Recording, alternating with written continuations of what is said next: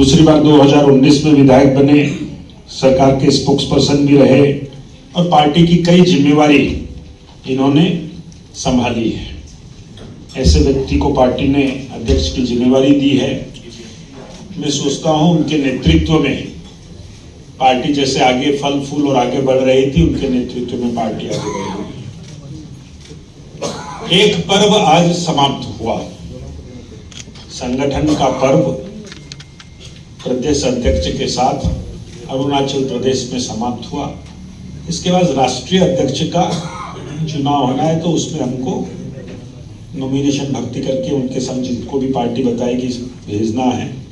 अब आज से नया पर्व हमको शुरू करना है और वो नया पर्व है 2025 में जो पंचायत इलेक्शन होने वाले हैं।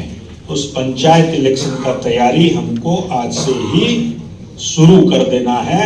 एक पर्व खत्म और पंचायत का पर्व आज से शुरू।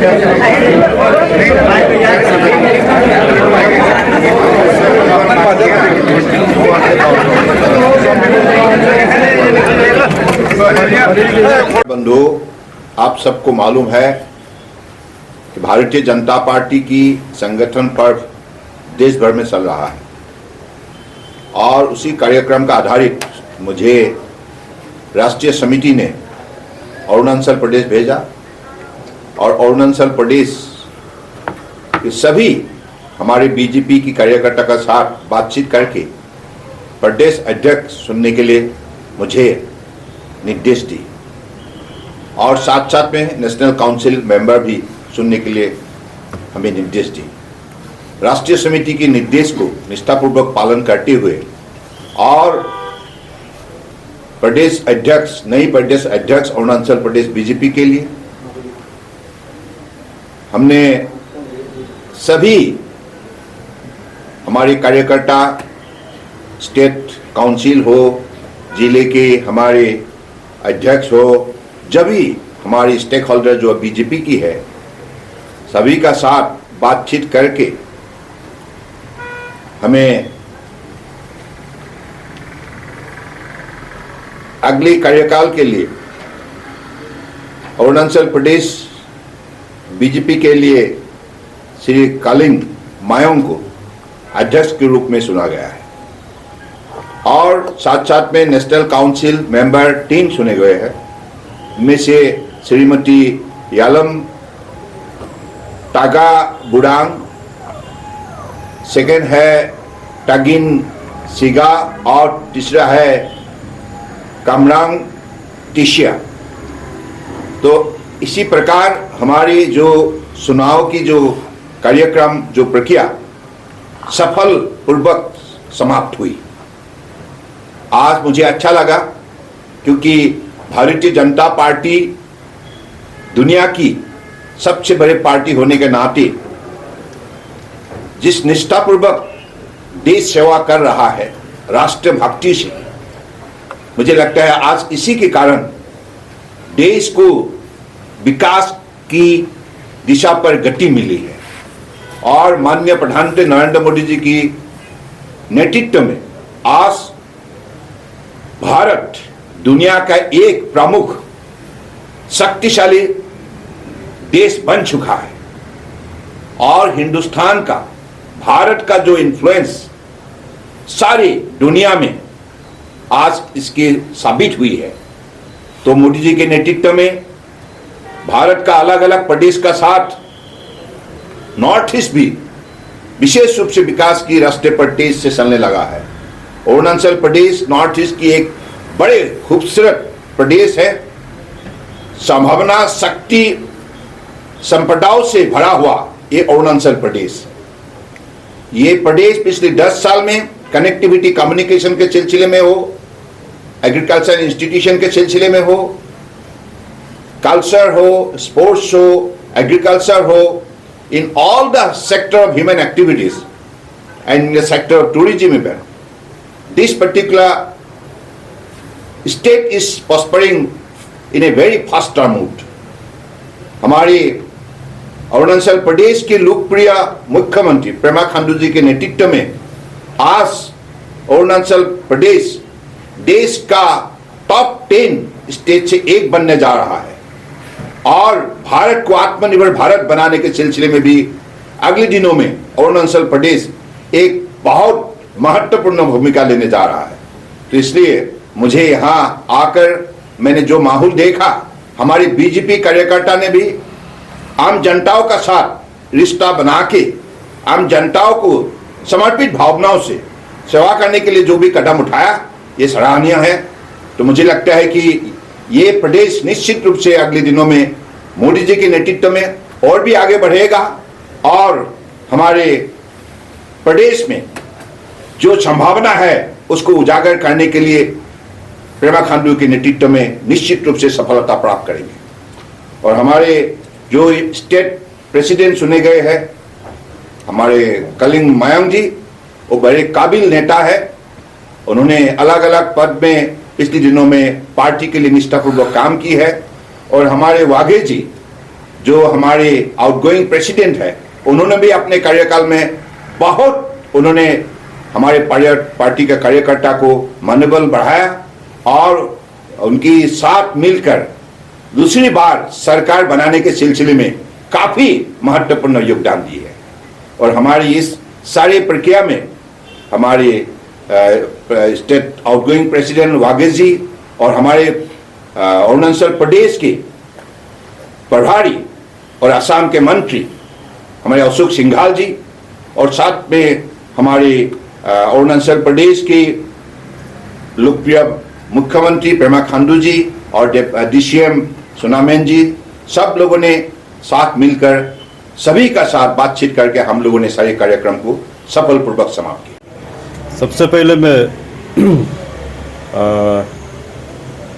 Honourable chief minister, deputy chief minister और जो हमारा स्टेट के रिटर्निंग ऑफिसर जो नेशनल ऑफिस से भेजा गया, हमारा honourable union minister Sarbananda Sonowal ji और हमारा अरुणाचल के बीजेपी के इंचार्ज अशोक सिंघल जी और हमारा स्टेट के बीजेपी के प्रेसिडेंट BR वाघे जी और जो हमारे स्टेट के रिटर्निंग ऑफिसर तागिन जी, सभी को मैं धन्यवाद देना चाहूँगा कि वर्ल्ड पॉलिटिकल पार्टी में से सबसे बड़ा पॉलिटिकल पार्टी बीजेपी का अरुणाचल प्रदेश का प्रेसिडेंट के लिए हमको चुना गया और एक बड़ा रिस्पॉन्सिबल दिया गया है। तो मेरा तरफ से मेरे टीम, अभी न्यू टीम होगा, न्यू टीम के साथ मैं पूरा दिल से काम करने के लिए कोशिश करूंगा, क्योंकि मैं काफ़ी साल से काम करते आ रहा हूँ बीजेपी में 2012 से, अभी ऑलमोस्ट 13 ईयर्स तो हो गया। और बीजेपी का प्रेस्टीजियस जो MLA टिकट भी हमको सौंपा गया 2 बार, 2014 और 2019 में। तो आप सभी को मालूम है जो हमारा नेशनल लेवल से बीजेपी का जो अभी मेंबरशिप ड्राइव, तो अरुणाचल काफ़ी एक अच्छा प्लेटफॉर्म में है नेशनल लेवल में भी। जो हमारा former state president BR Waghe ji, उसके टीम ने फुल जितना रिक्वायरमेंट है कवरेज किया और एक्टिव मेंबर्स ने भी इसी ढंग से काम किया। तो अरुणाचल में अभी हमारा 72 मंडल्स है, तो उसको कॉन्फिडेंस में लेकर जैसे अभी हमारा न्यू डिस्ट्रिक्ट प्रेसिडेंट बना, डिस्ट्रिक्ट प्रेसिडेंट के बाद हमारा मंडल प्रेसिडेंट बना, मंडल के बाद हमारा बूथ लेवल कमेटी है। तो सभी कार्यकर्ता का साथ मिलकर ही हम लोग अरुणाचल को, संगठन को आगे बढ़ाने के लिए काम करेगा। और अभी जैसे हमारा एक भाई ने बताया कि हमारा पंचायत इलेक्शन भी आ रहा है, सिर्फ पंचायत नहीं, हमारा म्यूनसिपलिटी भी आ रहा है जो पासीघाट और ईटानगर में है। तो हम तो उम्मीद है कि संगठन और सरकार मिलकर काम कर और जो हमारा डेवलपमेंट इशू को डिस्ट्रिक्ट से मंडल, मंडल से बूथ लेवल कमेटी तक अगर हम पहुंचाएगा तो हमारा ज़्यादा तकलीफ हमारा पंचायत और म्यूनसिपलिटी में नहीं है बोलकर हमारा एक विचार है और हमारा एक सोच भी है। आप पहले 10 साल MLA रहे, सरकार में भी थे, तो अभी आप प्रेसिडेंट बन गए, तो काम करने के लिए काफ़ी आपको सपोर्ट मिलेगा ना, और आप जानकारी भी है, काफ़ी सीनियर है। मैं 10 साल नहीं, मैं अभी 13 साल हो गया बीजेपी में। तो गुडविल में तो सबका साथ ही रखता है, स्पेशली मैं अपना टीम का साथ तो गुडविल रखना पड़ेगा। और जो भी अभी 28 डिस्ट्रिक्ट का जो हमारा बीजेपी कार्यकर्ता का साथ तो गुडविल क्रिएट करना पड़ेगा और गुडविल कंडक्ट करना पड़ेगा। और उसके साथ जैसे मैं बताया मंडल, और मेन है जो हमारा ग्रास रूट बोनस है बूथ लेवल कमेटी, उसको कॉन्फिडेंस में रखकर ही काम करना पड़ेगा। जैसे हमारा फॉर्मर प्रेसिडेंट है, उसके टीम हमारा सामने यहाँ में भी खड़ा है, वो लोग अच्छा काम किया। तो नेशनल में भी हमारा अरुणाचल का नाम, बीजेपी का जो नेशनल लेवल मीटिंग में भी अरुणाचल का नाम लेता है, अरुणाचल का नाम एग्जाम्पल में लेता है। ये एक हमारे लिए बहुत हम लोग गौरव महसूस करता है। और स्पेशली अरुणाचल में मेरा ख्याल से इतना तकलीफ नहीं होना चाहिए, क्योंकि जिस लेवल में हमारा ऑनरेबल चीफ मिनिस्टर काम कर रहा है, एजुकेशन हो, हेल्थ हो या यातायात को देखिए, सब जगह तो काम कर रहा है, लेकिन उसको हम ग्रास रूट लेवल तक पहुंचाना पड़ेगा। ये एक हमारा संगठन का काम होगा। तो मेरा मैसेज बोलकर तो नहीं है, क्योंकि मैं अभी हमको प्रेसिडेंट बनाया वाला जस्ट 1-2 घंटा हुआ। तो पब्लिक का सोच विचार को हम लोग डिस्ट्रिक्ट लेवल से, जैसे हमारा तो जो बीजेपी का है ये स्टेट लेवल एग्जीक्यूटिव मीटिंग मंडल, डिस्ट्रिक्ट का है, मंडल का है, तो उससे ग्रासरूट से में भी हमारा फॉर्मर का पास तो रिकॉर्ड होगा। जो ग्रासरूट लेवल में रिक्वायरमेंट है वही मैं बताया कि संगठन और सरकार मिलकर काम करना पड़ेगा। ग्रासरूट में क्या चाहता है उसको हम सरकार में पहुंचाना पड़ेगा, और सरकार जो कर रहा है काम उसको हम ग्रासरूट में पहुंचाना पड़ेगा। सिर्फ हमारा स्टेट का नहीं, लेकिन नेशनल का भी हो। जैसे हमारा ऑनरेबल प्राइम मिनिस्टर का काफ़ी स्कीम्स है, तो काफ़ी हमारा रूरल एरियाज में ये लैक ऑफ कम्युनिकेशन गैप बोलकर ही नहीं बोलेगा, लेकिन सर्टेन शॉर्टेज है जो वो लेवल तक नहीं पहुंच पाता है। मेरा तो यही विचार है। अभी हमको हम सपना में भी नहीं था कि मैं स्टेट प्रेसिडेंट बनेगा बोलकर। जैसे मैं बताया 2014 में भी बीजेपी टिकट दिया गया, 2019 में भी दिया गया, अभी भी स्टेट प्रेसिडेंट एक बड़ा रिस्पॉन्सिबल दिया गया। वो हमारा पार्टी कार्यकर्ता हो या हमारा ऑनरेबल चीफ मिनिस्टर या ऑनरेबल डिप्टी चीफ मिनिस्टर की तरफ से, तो अभी हमको एक रिस्पॉन्सिबल बनता है कि हम काम करना पड़ेगा। क्योंकि मैं काम करते ही आ रहा है, मैं आपको बताया कि 2012 से ही मैं ग्रासरूट में काम करते आया, लेकिन अभी एक ये बड़ा रिस्पॉन्सिबल पोस्ट हो गया स्टेट में।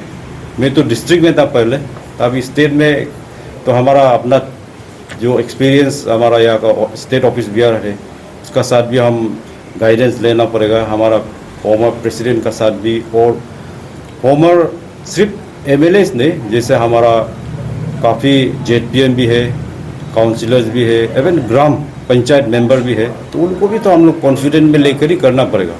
तो मेरा एक ये विचार है, सिर्फ इलेक्टेड रिप्रेजेंटेटिव बोलकर नहीं, जो हमारा आम आदमी पूरा टोटल को लेकर काम करना पड़ेगा। अभी हमारा may be next state executive meeting होगा, उसमें हम लोग तय करना पड़ेगा किस लेवल से किस मोड में काम करना पड़ेगा, क्योंकि सरकार तो फुल काम तो कर रहा है ग्रासरूट लेवल तक, लेकिन वो स्कीम को, वो प्रोजेक्ट को अभी हमको ग्रासरूट में पहुंचाना जरूरी होगा।